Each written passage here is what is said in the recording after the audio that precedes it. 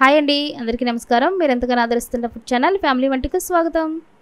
ఈరోజు వీడియోలో మీకు చూపించబోతున్న రెసిపీ సింపుల్గా అప్పటికప్పుడు రెడీ అయ్యే ఎక్కువ రోజులు నిల్వ ఉండే టమాటా పచ్చడి కొలతలతో ఎలా తయారు చేసుకోవాలో చూపిస్తానండి. ఈ టమాటా పచ్చడి రోటి పచ్చడి కంటే ఎండలో ఎండబెట్టి పట్టే నిల్వ పచ్చడి కంటే చాలా టేస్టీగా ఉంటుంది. టిఫిన్ ఐటెం చేసుకున్నప్పుడు పల్లీల చట్నీ లేకపోయినా ఈ టమాటా పచ్చడి చాలా బాగుంటుంది. అలాగే వేడివేడి రైస్లో చాలా రుచిగా ఉంటుంది. మీరు ట్రై చేయండి. ఇక వీడియోలోకి వెళ్ళే ముందు నా ఛానల్ లైక్ చేయండి, సబ్స్క్రైబ్ చేయండి, బెల్ ఐకాన్ క్లిక్ చేయండి. వీడియోని చివరి వరకు చూడండి. ఇక వీడియోలోకి వెళ్ళిపోదాం రండి.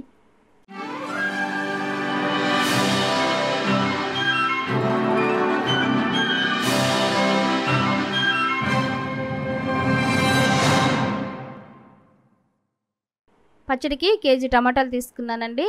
మరీ పచ్చిగా కాకుండా మరీ పండివి కాకుండా దోరగా ఉండేటట్టుగా గట్టి టమాటాలు తీసుకోవాలి. అలాగే కాయ మందంగా ఉన్న కాయలు అయితే తీసుకోవాలి. కొంచెం మెత్తగా ఉండే అయితే జ్యూస్ ఎక్కువగా ఉండటం వల్ల చాలాసేపు ఉడకటం అవుతుంది. అందుకనే కొంచెం గట్టిగా తోలు మందంగా ఉండే కండగల కాయలు తీసుకోవాలి. ఈ విధంగా గట్టిగా ఉంటే చాలా బాగుంటాయి. ఈ విధంగా నేనైతే కేజీ కాయలు తీసుకున్నాను. ఇప్పుడు ఈ టమాటాలని ఒక వెడల్పాటి గిన్నె తీసుకుని అందులో వాటర్ తీసుకోవాలి. అప్పుడు ఇవన్నీ కూడా మనం శుభ్రంగా కడుక్కోవాలండి. ఈ విధంగా టమాటాలన్నీ కూడా వాటర్లో వేసేసుకుని శుభ్రంగా కడిగేసి గుడ్డబెట్టి తుడుచుకుని పక్కన పెట్టేసుకోవాలి. ఎందుకంటే టమాటా పచ్చడికి ఎక్కడైనా తడి తగిలితే ఎక్కువ రోజు నిల్వ ఉండదండి. అందుకని కొంచెం శుభ్రంగా నీట్గా వాష్ చేసుకుని పొడిగుడ్డు పెట్టి తుడుచుకుంటే ఎక్కువ రోజు నిల్వ ఉంటుంది పచ్చడి. అందుకే ఇవన్నీ ఇంత క్లియర్గా చేసుకోవాలి.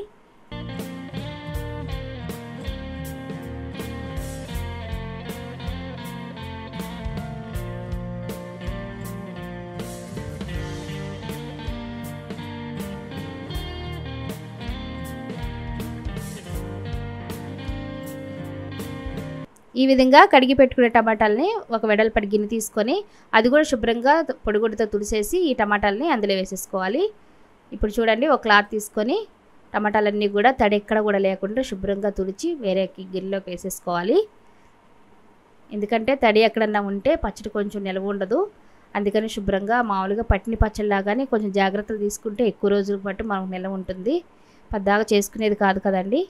ఎక్కువ రోజులు నిల్వ ఉండేటట్టు చేసుకోవాలంటే ఈ విధంగా కొన్ని జాగ్రత్తలు టిప్స్ పాటించాలి.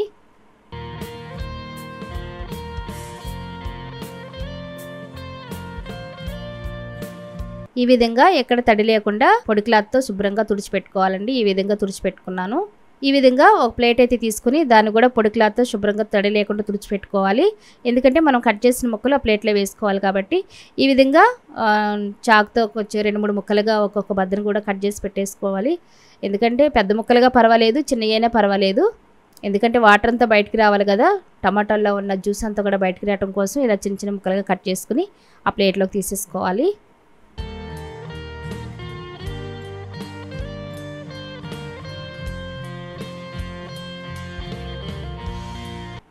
ఈ విధంగా ముక్కలు కట్ చేసి పెట్టుకోవాలి. చూడండి, కండగల కాయ తీసుకోవాలండి. ఎందుకంటే జ్యూస్ తక్కువగా ఉంటుంది, తొందరగా వేగుతుంది, ఎక్కువగా జ్యూస్ ఉండదు కాబట్టి చాలా టేస్టీగా ఉంటుంది. ఈ విధంగా టమాటా ముక్కలన్నీ కూడా రెడీ చేసుకుని పక్కన పెట్టేసుకోవాలి.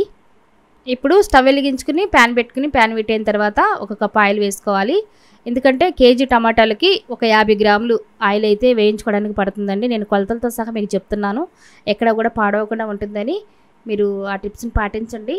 చూడండి, మెజర్మెంట్లో వచ్చేసేసి అది 50 గ్రాములు ఆయిల్ అయితే ఉంటుంది. నేను ఒక కప్పు అయితే ఆయిల్ వేస్తున్నాను. ఆయిల్ వీట్ అయిన తర్వాత మనం ముందుగా కట్ చేసుకున్న టమాటా ముక్కల్ని ఇందులోకి మెల్లమెల్లిగా వేసేసుకోవాలి. ఎందుకంటే మన ముఖాన ఆయిల్ అనేది చిందుతుంది కాబట్టి చాలా స్లోగా వేసుకోండి. ఈ విధంగా ముక్కలన్నీ కూడా ఈ ప్యాన్లోకి వేసేసుకున్న తర్వాత ఆయిల్ అంతా కలిసేటట్టుగా ఒకసారి గరిటె పెట్టి కిందికి మేకి తిప్పుకోవాలండి.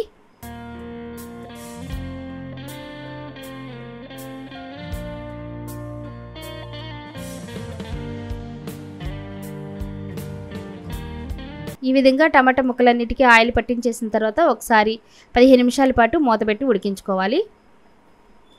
15 నిమిషాల తర్వాత ఒకసారి మూత చూద్దామండి. చూడండి, సగం అయితే బాయిల్ అయింది, వాటర్ అంతా కూడా పైకి రిలీజ్ అవుతుంది. కానీ ఇంకా ఉడికినట్లు కాదండి. ఇంకొక 15 నిమిషాలు అయితే టైం పడుతుంది. నాకైతే అరగంట టైం పట్టింది కేజీ కాయలు ఉడకడానికి. ఇప్పుడు మనం నిమ్మకాయ సైజ్ అంతా చింతపండు తీసుకొని ఇందులో ఉడికించుకుందాం. మనం సపరేట్గా ఏమి వేయవసరం లేదు. కొంచెం పులుపు ఎక్కువ తినేవాళ్ళు కొంచెం ఎక్కువ వేసుకోండి, లేదంటే పులుపు తక్కువ తినేవాళ్ళు కొంచెం తక్కువ వేసుకోండి. ఎందుకంటే ఈ చట్నీ ఈ పచ్చడి అయితే మనం టిఫిన్స్లో కూడా వాడుకుంటాం కాబట్టి కొంచెం పులుపు తక్కువే వేసుకోండి. ఈ విధంగా మూత పెట్టి ఒకసారి మనం ఉడికించుకోవాలి 15 నిమిషాల పాటు.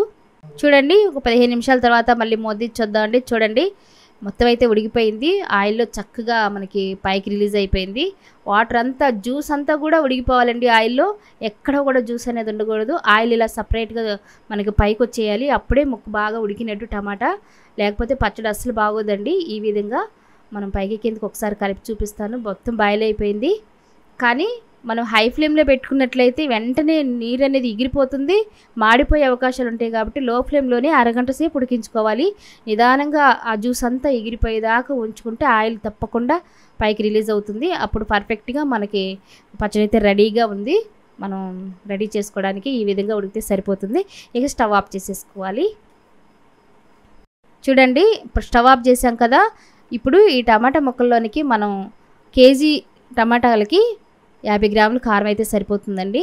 లేదంటే కారం కొంచెం ఘాటుగా ఉండే కారం అయితే కొంచెం 10 గ్రాములు తక్కువ వేసుకోండి. కొంచెం కారం ఉన్నా పర్వాలేదు. పులుపు, కారం, ఉప్పు కరెక్ట్‌గా ఉంటాయి కాబట్టి నోటికి రుచిగా ఉంటదనుకుంటే కొంచెం స్పైసీగా ఉంటే చాలా బావుంటుంది. కొంచెం వేసుకోవచ్చు. లేదంటే మీరు ప్యాకెట్ కారం వాడే లెక్క అయితే కొంచెం తక్కువే వేసుకోండి. నేనైతే ఇది ఇంట్లో పట్టించిన కారం వేస్తున్నాను. పచ్చళ్ళకి సెపరేట్‌గా నేను ఎండలో ఎండబెట్టి తొడాయిలు అవి తీసి నేను నీట్‌గా శుభ్రపరచుకొని నేను చేసుకున్న కారం అయితే ఈ పచ్చడిలోకి వాడుతున్నాను.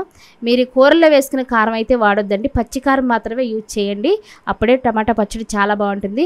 ఈ విధంగా వేడిగా ఉన్నప్పుడే ఇందులోకి వేసేసి కలిపి పక్కన పెట్టుకుంటే ఆ పచ్చి వాసన, కారం వాసన అనేది ఉండకుండా ఉంటుంది. ఇప్పుడు దీన్ని ఈ పచ్చడిని పూర్తిగా చల్లార్చుకోవాలి.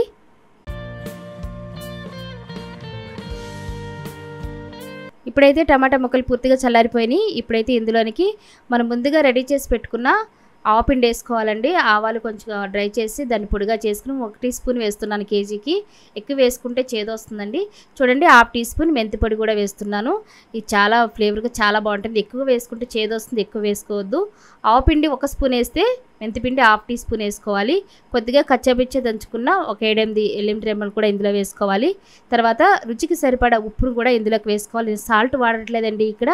నేను కల్లుప్పు అయితే వేస్తున్నాను. మీకు లేదంటే సాల్ట్ అయినా యూజ్ చేసుకోవచ్చు. ఈ విధంగా మనం రుచికి సరిపడా ఎంత ఉప్పు అయితే మనం తినగలమో అంత ఉప్పు అయితే వేసుకోండి. లేదంటే మనం మిక్సీ పట్టుకున్న తర్వాత కావాలంటే అప్పుడు ఇంకా పడితే అప్పుడు వేసుకోవాలి. ఇవన్నీ ఒకసారి కలిసేలా కలుపుకొని మనం మిక్సీ పట్టుకుందాం అండి. ఎందుకంటే ఒక్కొక్కటిగా వేస్తే కలవదు కాబట్టి మనం ఏమేమి వేయాలో ముందే మీకు చూపించి ఒకసారి ఇవన్నీ కూడా వేసేసుకున్న తర్వాత మనం మిక్సీ జార్లోకి తీసేసుకుని గ్రైండ్ చేసుకుందాం. 1 కేజీ టమాటాలకు మాత్రమే నేను చూపిస్తున్నానండి. ఈ విధంగా మీరు కేజీన్నర ప్రతి చేసుకోవచ్చు, లేదా 2 కేజీలకైనా చేసుకోవచ్చు. ఈ విధంగా అయితే లెక్క ప్రకారం చేసుకుంటే కనుక ఎక్కువ తక్కువ కాకుండా రుచికి చాలా బాగుంటుంది ఈ పచ్చడి. ఈ విధంగా మీరు ట్రై చేయండి. చూడండి పచ్చడి ఈ విధంగా గ్రైండ్ చేసి పెట్టుకోవాలి. మరీ మెత్తగా కాకుండా మరీ బరకగా కాకుండా ఈ విధంగా పేస్ట్ లాగా చేసుకుంటే సరిపోతుంది. దీన్ని ఒక బౌల్లోకి తీసేసుకోవాలి.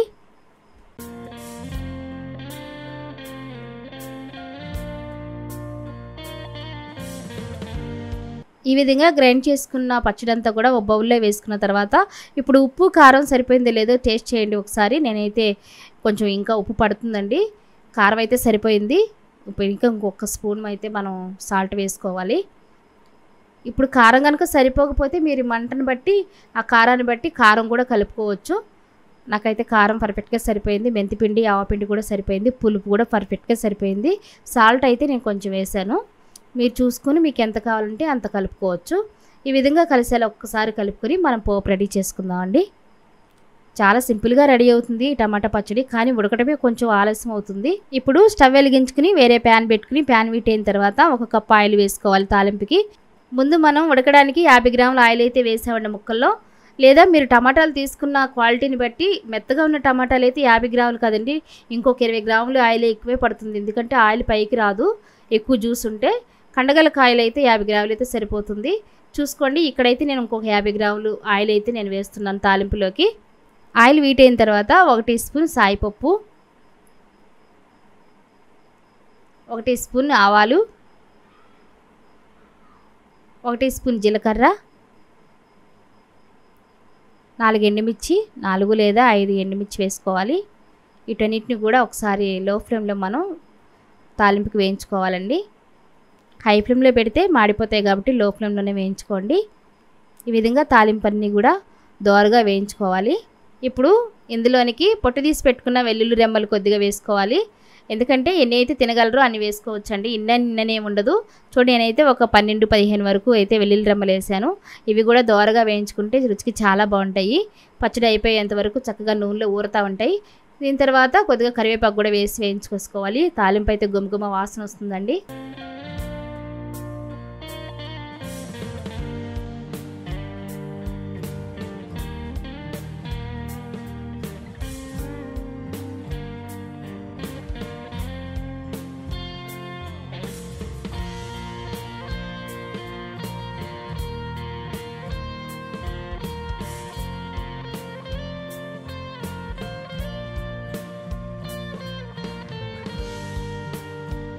ఈ విధంగా తాలింపు అంతా కూడా పచ్చడిలో కలిసేటట్టు చూసుకోవాలండి.